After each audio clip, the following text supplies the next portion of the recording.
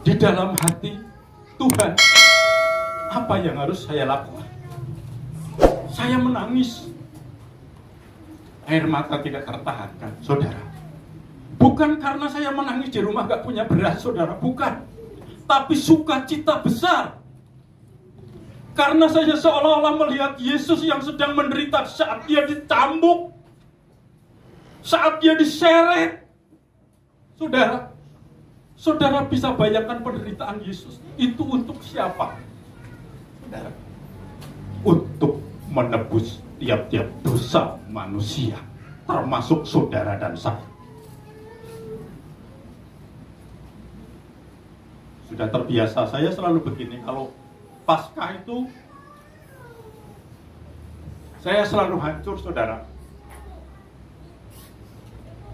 Tiap-tiap tahun, tiap-tiap Paskah itu kami selalu mengenang kematian Yesus, di mana darahnya tercurah, darah yang sangat berharga, darah yang di Mazmur katakan sangat mahal sekali, darah yang harganya sangat-sangat mahal dicurahkan hanya untuk orang seperti saya, seperti saudara. Saudara bisa bayangkan siapakah kita? Saudara, sekarang apa yang saudara bisa berikan kepada Tuhan?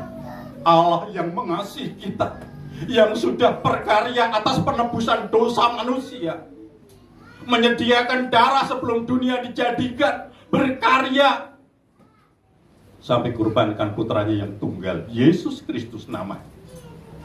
Dia menderita di kayu salib. Dia menderita, sangat menderita. Dia diejek, dia dihina, dia diludahi, dia ditendang, dia ditampar. Saudara, mari kiranya pada siang hari ini berkat kebangkitan benar-benar boleh membangkitkan iman percaya kita padanya, kepada Dialah yang mengasihi kita. Suatu kebangkitan terjadi di dalam hidup kita. Kita akan bangkit, kita akan maju terus di dalam melayani Tuhan. Kita tidak akan mundur selangkah pun, apapun itu yang terjadi. Penderitaankah, aniayakah, kata Rasul Paulus dikatakan tidak ada satupun yang bisa memisahkan kita dari kasih Yesus. Amin. Puji Tuhan. Mari kita akan buka Alkitab kita. Maaf ya, saya sering begini ya. Kalau mengingat kasih Yesus, hati ini sudah tidak kuat sebenarnya ya. Pengennya cuma menangis, pengennya berkeluh kesah di hadapan Tuhan. Mari kita akan bersama-sama, kita akan buka Alkitab kita. Kita akan baca di dalam Wahyu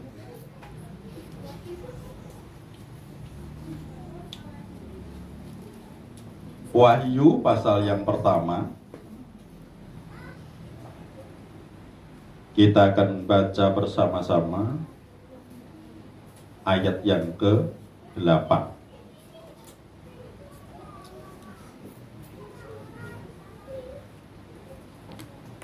Di dalam Wahyu 1 ayat yang ke-8 akan saya bacakan demikian bunyi firman Tuhan. Aku adalah Alfa dan Omega, firman Tuhan Allah yang ada dan yang sudah ada dan yang akan datang, yang maha kuasa. Siapa yang berkata demikian? Yesus. Aku. Di sini Yesus yang mengatakan, ini firman Tuhan. Aku adalah Alfa dan Omega, yang awal dan yang akhir. Makanya minggu-minggu kemarin saya katakan bahwa Paskah dengan Natal sangat erat hubungannya, karena Yesus adalah Alfa dan Omega. Di sini dikatakan bahwa Aku adalah Alfa dan Omega, firman Tuhan Allah. Jadi Yesus adalah firman Allah yang Alfa dan Omega, yang ada dan yang sudah ada. Jadi yang ada sekarang ini dan sudah ada sebelum dunia dijadikan, itu sudah ada. Jadi sangat jelas Jadi saya berusaha untuk selalu menyambung ya firman Tuhan yang kita dengar beberapa minggu yang lalu. Inilah kita sambung bahwa Yesus itu yang ada sekarang ini dan yang sudah ada. Artinya sebelum dunia dijadikan, Yesus sudah ada karena dia adalah firman yang menjelma menjadi manusia. Dan yang akan datang. Yang akan datang artinya pengharapan yang akan datang nanti. Yang maha kuasa. Jadi Yesus itu nanti yang maha kuasa. Berkuasa. Mempunyai otoritas. Berkuasa. Itu adalah Yesus. Dia adalah menjadi pemuka. Bapak Ibu Saudara yang dikasihi Tuhan, kalau kita bicara Alfa dan Omega, Yesus adalah yang awal dan yang akhir. Jadi Yesus lahir sebagai makanan, yaitu roti dan darahnya itu disimpan di palungan sebagai makanan. Dan dia mati di kayu salib, merupakan suatu peristiwa besar yang tidak bisa kita lupakan. Sangat penting sekali, yaitu pengorbanannya, karena dia menjalankan misi Allah, yaitu menjalankan perintah Allah, ditugaskan oleh Allah Bapa untuk dia mencurahkan darahnya untuk menebus dosa saudara dan saya. Dan yang akhir, barang siapa percaya kepadanya, akulah jalan kebenaran dan hidup. Barang siapa yang percaya kepadaku, yang tidak percaya akan binasa, dan yang percaya akan masuk di dalam kerajaan surga. Karena yang akhir, kita akan hidup bersama-sama Yesus, yaitu di kerajaan surga. Amin. Inilah yang dimaksudkan Alfa dan Omega. Itu ada 3 peristiwa besar. Yang pertama yaitu lahir Yesus, dan yang kedua dia mati, dan yang akhirnya bahwa dia akan membangkitkan. Kalau kita melihat, coba supaya lebih coba kita ditampilkan Matius 27 ayat 52. Itu peristiwa itu nanti akan terjadi, saudara. Bahkan itu pernah terjadi ketika Yesus mati di kayu salib. Ketika dia mati, apa yang terjadi di sini? Dan kuburan-kuburan terbuka dan banyak orang kudus yang telah meninggal.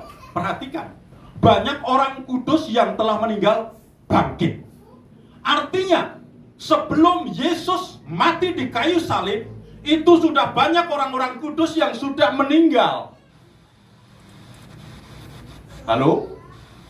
Sebelum Yesus bangkit dari kubur, sebelum Yesus disalibkan, itu sudah banyak ribuan manusia, yaitu orang-orang kudus yang dipilih oleh Allah yang sudah meninggal. Saat ini dikatakan firman Tuhan, yaitu meninggal bangkit. Jadi orang-orang yang sudah meninggal bangkit saat peristiwa Yesus. Kalau kita baca di ayat sebelumnya, di dalam Matius 27 ini, ayat sebelumnya menceritakan tentang kematian Yesus. Ini sangat luar biasa. Jadi itu peristiwa itu benar-benar terjadi. Karena apa? Firman Tuhan yang berbicara. Jadi di sini dikatakan kuburan-kuburan terbuka dan banyak orang-orang kudus yang telah meninggal bangkit. Dan bangkit kemana? Ayat-ayat selanjutnya itu, yaitu dia bersama-sama di surga. Ada penglihatan di sini, ayat-ayat selanjutnya dikatakan ada penglihatan, ya. Orang-orang bisa melihat itu saat Yesus, peristiwa Yesus disalib pun itu udah banyak orang bisa melihat penglihatan bahwa orang-orang yang keluar dari kubur dibangkitkan itu kelihatan di sini. Ada ayatnya ini. Tapi kalau kita bahas waktunya nggak cukup. Ini sekitar ayat ini. Jadi sekitar ayat 8 dan sebelumnya dan sesudahnya. Ini begitu jelas, nanti saudara bisa baca di rumah. Itu sangat luar biasa, ya. Sangat luar biasa. Jadi peristiwa kebangkitan nanti pun itu akan sama. Orang yang di dalam Tuhan yang meninggal, itu dia akan hidup selamanya. Dia tidak mengalami siksaan, dia tidak mengalami murka Allah, karena ditebus oleh darah Yesus, karena kuasa Yesus, dan orang-orang kudus semua akan dibangkitkan dan akan bersama-sama Yesus memasuki kerajaan surga. Amin. Berbahagialah kita. Orang yang bisa percaya kepada Yesus adalah anugerah. Bukan karena kuat dan gagah kita, bukan karena kepandaian kita, bukan karena kecakapan kita, bukan karena kecantikan kita, tetapi karena kasih karunia Allah yang sangat mengasihi saudara dan saya, sehingga dia korbankan putranya yang tunggal.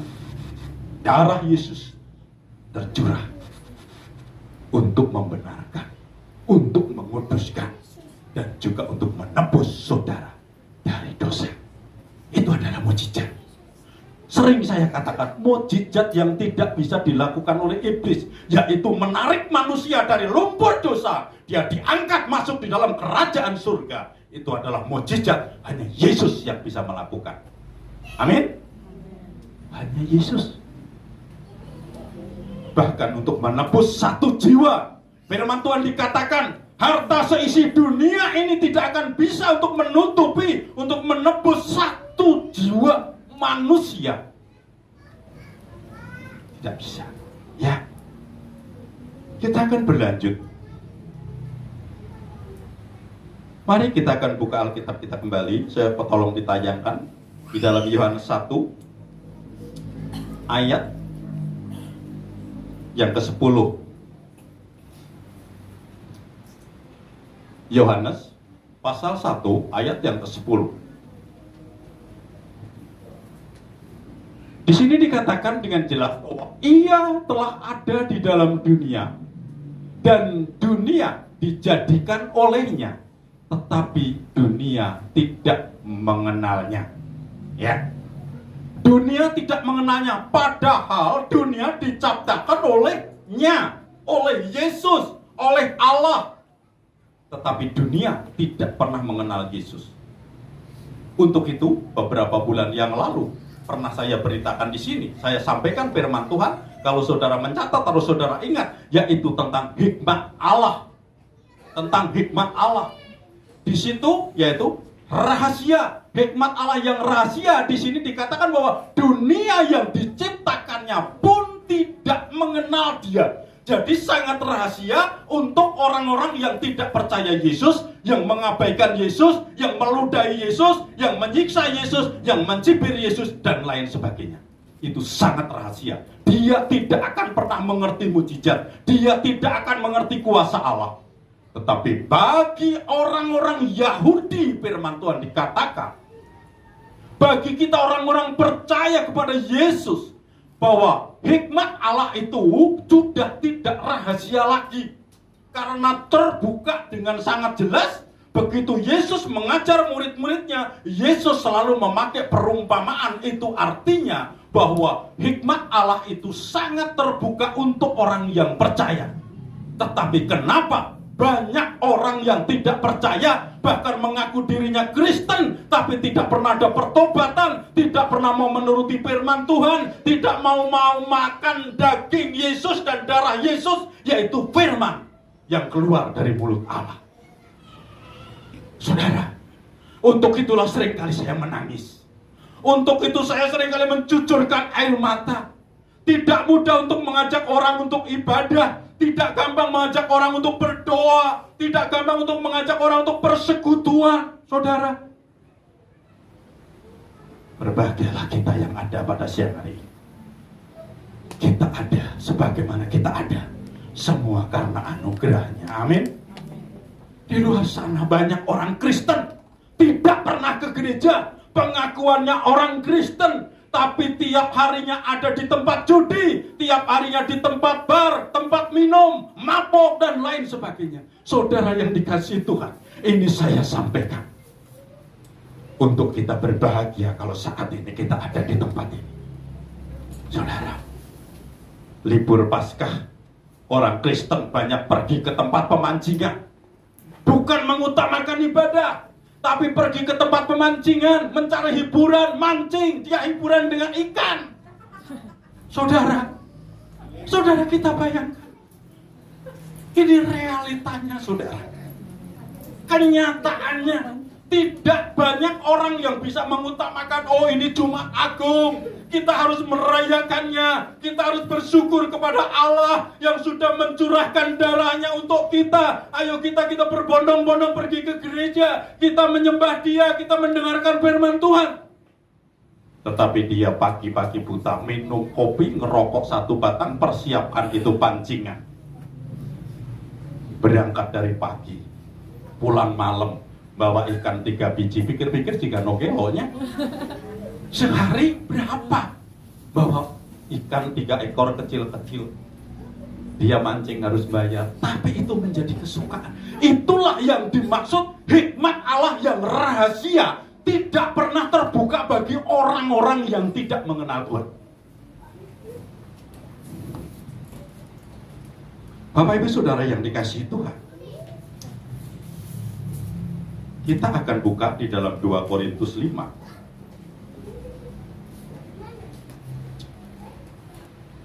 Ayat yang ke-21.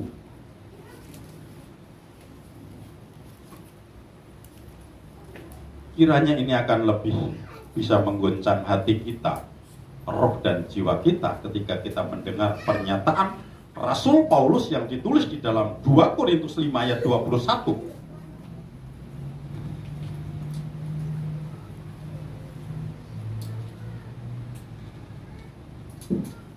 Dia yang tidak mengenal dosa telah dibuatnya menjadi dosa karena kita, supaya dalam Dia kita dibenarkan oleh Allah. Perhatikan baik-baik. Dia itu sesungguhnya, Yesus adalah kudus. Dia bukan orang yang berdosa. Dia tidak mengenal dosa sedikit pun. Kudus, suci, bersih seperti salju. Tetapi dibuatnya dia seolah-olah berdosa. Untuk apa? Untuk penebusan dosa saudara dan saya. Untuk saudara dan saya, bukan untuk dirinya. Yesus itu suci loh. Yesus itu sangat suci, suci, suci. Mbahnya suci. Benar-benar suci Yesus itu. Tetapi di sini dikatakan dibuatnya menjadi dosa karena kita. Jadi Yesus menjadi dosa karena menanggung dosa kita, bukan dosanya Yesus, tetapi dosa kita yang dipikul di kayu salib. Dia dianiaya, dia hajar habis, dia menderita di kayu salib karena dosa kita. Bukan dosanya Yesus, bukan, tapi dosa saudara dan saya. Betapa beruntungnya kita. Apakah itu karena kebaikan kita? Apakah itu karena kepandaian kita, kecakapan kita, kecantikan kita? Itu semata-mata karena kasih anugerah Allah. Kasih karunia Allah yang diberikan untuk orang-orang yang percaya kepadanya. Sehingga kita mendapatkan pengampunan, kita mendapatkan penebusan, dan kita pun dibenarkan oleh darah Kristus. Yaitu hikmat Allah, yaitu kekuatan Allah yang sangat terbuka bagi orang-orang Yahudi, tetapi tersembunyi bagi orang-orang di luar Yahudi. Artinya bagi orang-orang yang tidak mengenal Tuhan, itu tersembunyi. Sekarang di sini tidak tersembunyi, tiap minggu digelar PA, tiap minggu digelar ibadah, sebulan sekali digelar doa puasa. Artinya tidak ada yang rahasia. Bagi kita orang yang mengenal Allah, bagi kita yang dipimpin oleh Roh, betapa pentingnya persekutuan antara saudara seiman di dalam doa. Betapa pentingnya kita ibadah di tiap minggu. Betapa pentingnya ketika kita belajar firman Tuhan. Karena firman Tuhan katakan bahwa kita harus mengenali firman-Nya. Dan bagi orang yang tidak mau mengenali firman-Nya, dia akan masuk ke dalam kerajaan neraka, saudara. Ada ayatnya loh. Saya sampaikan, saya nggak main-main. Orang yang cuek dan tidak mau mengenali firman Tuhan, dia akan binasa di neraka yang kekal. Amin. Setuju? Setuju? Mau setuju ataupun tidak, ini firman Tuhan, saudara. Ya, untuk itu kita harus mengenali firman. Ketika firman Tuhan dibagikan, firman Tuhan diberitakan, berikan respon hati kita untuk kita mendengarkan firman Tuhan. Sudahkah kita melakukan firman yang diberitakan? Sudahkah kita melakukan ayat-ayat yang dibagikan? Ini saya sampaikan karena kami mengasihi saudara. Ya, kalau orang yang benar-benar mencintai Yesus, tidak akan bisa menahan air mata ketika mengenang peristiwa 2000 lebih tahun yang lalu. Yesus disiksa, Yesus dianiaya. Oh Yesus, betapa berbahagianya aku. Itu semuanya untuk diriku. Semuanya bukan kesalahanmu Yesus, tapi kesalahanku, dosaku. Aku yang harus menderita. Tetapi kenapa Yesus engkau menderita? Rela untuk seluruh umat manusia yang percaya kepadanya. Bapak Ibu Saudara yang dikasihi Tuhan, sangat luar biasa kasih Yesus atas kehidupan umat manusia. Sangat-sangatlah luar biasa.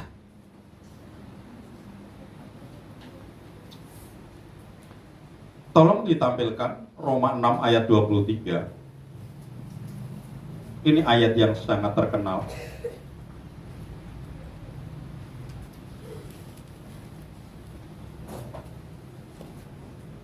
Sebab upah dosa ialah maut, tetapi karunia Allah ialah hidup yang kekal dalam Kristus Yesus Tuhan kita. Saudara, bayangkan kita dulu orang-orang berdosa. Kita itu orang-orang yang dibelenggu dengan dosa. Upah dosa firman Tuhan katakan maut. Apa maut itu? Maut itu neraka kekal. Di neraka, di api neraka, maut, binasa, dia tidak punya bagian di dalam kerajaan surga. Itu adalah upah dosa. Apakah di sana dikatakan ada dosa kecil, dosa besar? Tidak. Dosa tetaplah dosa. Tidak ada dosa kecil dan tidak ada dosa besar. Semua dosa adalah dosa. Bagiannya adalah maut. Kita sebelum kenal Yesus, kita sebelum percaya kepada Yesus, kita adalah orang-orang yang berdosa. Kita orang yang tidak mengenal kebenaran. Pernah kan saya bersaksi? Siapa saya dulu? Saya tukang kedukun. Saya menjelmana di kadek tenenaon itu zaman tahun 80-an mah. Saya tukang kedukun. Jimat saya banyak. Apa batu ali, apa dan lain sebagainya banyak. Sudah. Di kadek tenenaon saya dulu mah. Tetapi itulah dosa.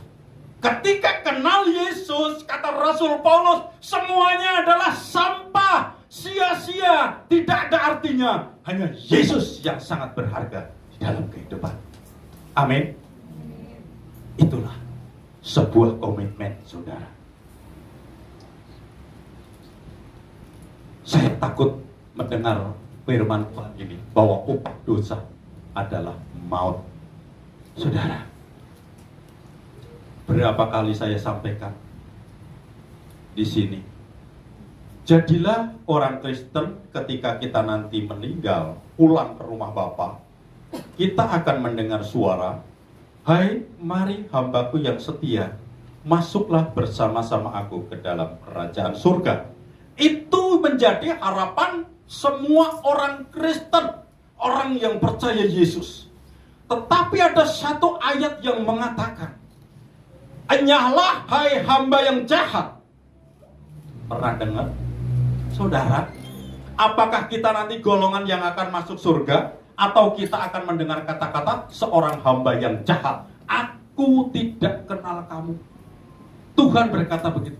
Betapa ruginya pengiringan saudara berpuluh-puluh tahun menjadi orang Kristen, korban tenaga, waktunya, duit, kolekte, ongkos ke gereja, bahkan persembahan dan lain sebagainya. Tetapi nanti ketika kita pulang ke rumah Bapa, yang kita dengarkan adalah, "Aku tidak kenal engkau, enyahlah kau engkau hamba yang jahat."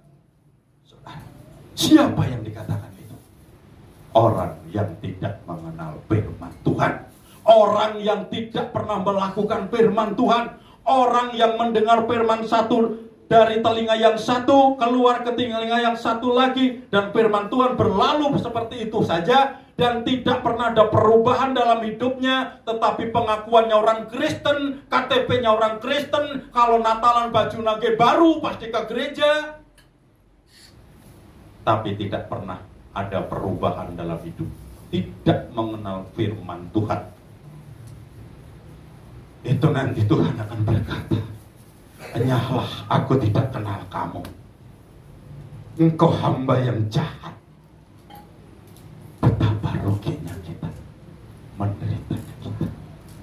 Bahkan peristiwa yang terjadi ketika Yesus mati untuk menebus umat manusia, tadi firman Tuhan dikatakan bahwa kubur-kubur terbuka, dan orang-orang yang meninggal sebelum ada Tuhan Yesus, yang belum mengenal Tuhan Yesus, orang-orang kudusnya Allah, semua dibangkitkan dan masuk ke surga. Dan di situ ada penglihatan bagi orang-orang yang ada di sekitar waktu Yesus disalibkan. Mereka melihat di surga ada orang-orang yang dibangkitkan. Kita tidak punya bagian. Karena apa? Kalau kita mengabaikan firman Tuhan, ya, jangan sekali-kali main-main dengan firman Tuhan. Karena firman Tuhan itu ya dan amin, tepat, pasti, ya. Dan Tuhan tidak pernah merubah firman-Nya itu, tidak pernah bisa ditawar lagi. Dosa adalah dosa. Dosa bagiannya alam maut, kekal. Di sana yang ada hanya ratap tangis dan gertak gigi. Kita tidak pernah punya bagian. Saya ingin jemaat GKI Gunung Sinai tumbuh dewasa di dalam Tuhan. Tumbuh dewasa rohani kita. Bahkan kita akan lebih lagi dan lebih lagi menghargai pengorbanan Yesus. Lebih lagi ketika kita mengenal peristiwa kematian Yesus itu bukan untuk siapa-siapa. Dia menderita adalah untuk saudara dan saya.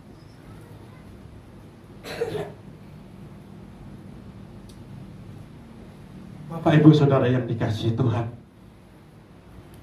ini semua saya sampaikan. Yesus adalah Allah.